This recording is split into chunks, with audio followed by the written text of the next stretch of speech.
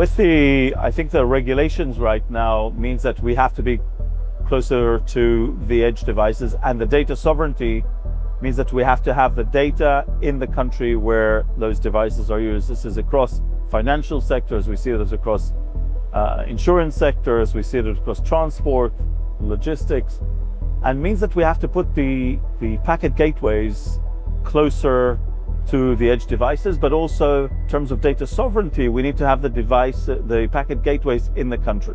Regulations around the world are a real issue faced by a number of our customers. We deal mainly with international customers, and they're changing, and obviously in a more fractured society, they're probably likely to keep coming up. And it presents a real challenge when you're on a roaming profile. You know, you will need to quite often ensure that the data stays within country, and it can be really expensive for customers to actually start to build this infrastructure. The changes in the industry are significant, where we have been able to rely on roaming in the past for IoT applications. That is heavily changing. The landscape is changing because of regulations, because of security requirements, because of enterprise policies, and that requires connectivity management to be transformed into policy management. Look, I believe the industry has been offering technical solutions to these problems for a while now. We have had local breakouts for many years. We have had eSIMs with local profiles for many years, but the truth is, most of the eSIMs have never even changed the profile throughout their whole life cycle.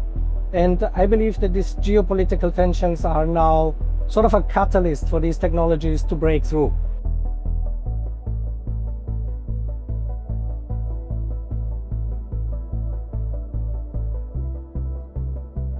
Yeah, I think AI falls into two areas. There's the application layer, where it's actually training and looking at the data that's actually provided by the devices. And that's really something that's probably more outside of our control, other than ensuring the data gets there. The side that's of real interest to us is the network optimization side. And this is where it's constantly scanning, looking at the signal strength, ensuring it's got the best connectivity available. But in connectivity, it's really important that there are guardrails. No one wants a live AI agent making its own decisions and that threaten to actually break the connectivity on the device.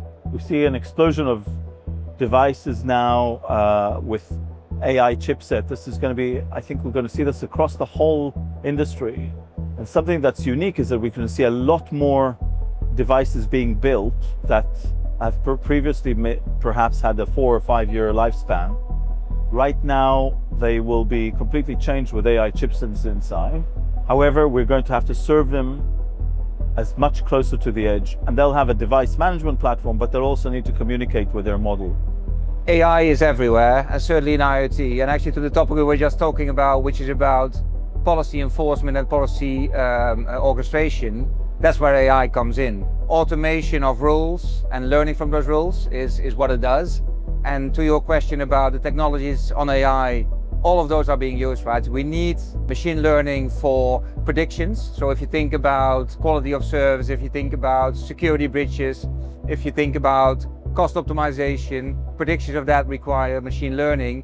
But then obviously you also need, let's say, the decision making on top of that, which requires LLM and then the agents to do conversational interaction with the user. So that's where it all comes together. So it's not one or the other, but it certainly has an important role to be played in what we call the new governance of the infrastructure going forward.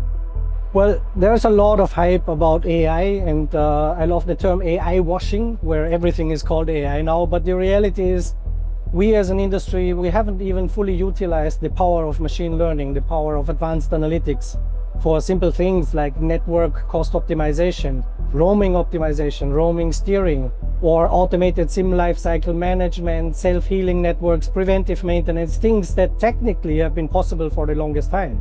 One of the challenges is really that we integrate these technologies into our workflows, the telecom workflows, but also the workflows within the vertical industries where the IoT applications are being used. And I believe that agentic workflows will solve this.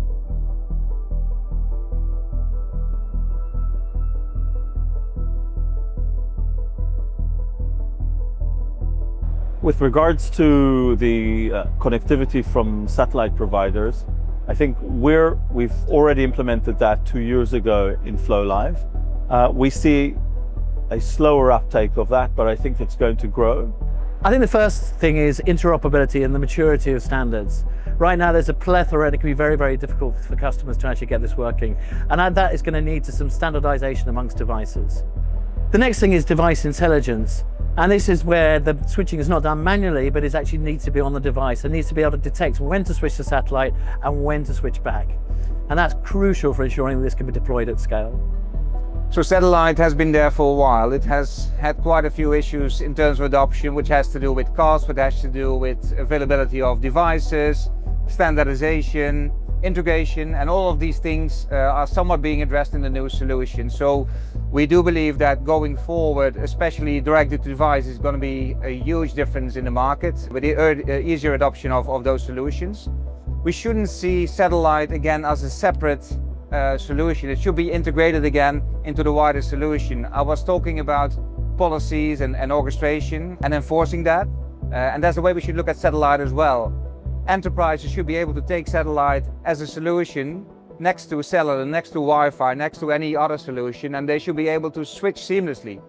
Well, satellite is certainly exciting, but for the IoT use cases, I believe it's important that we shift the discussion from broadband-centric to industrial IoT-centric factors. Things like short burst, low power consumption, geographic availability, standardization of spectrum. I believe these things are not really in the focus today. With non-terrestrial networks making a breakthrough now and really coming to light, I believe that this is going to change. We are now much more looking into the relevant elements that are needed for global IoT rollout at scale.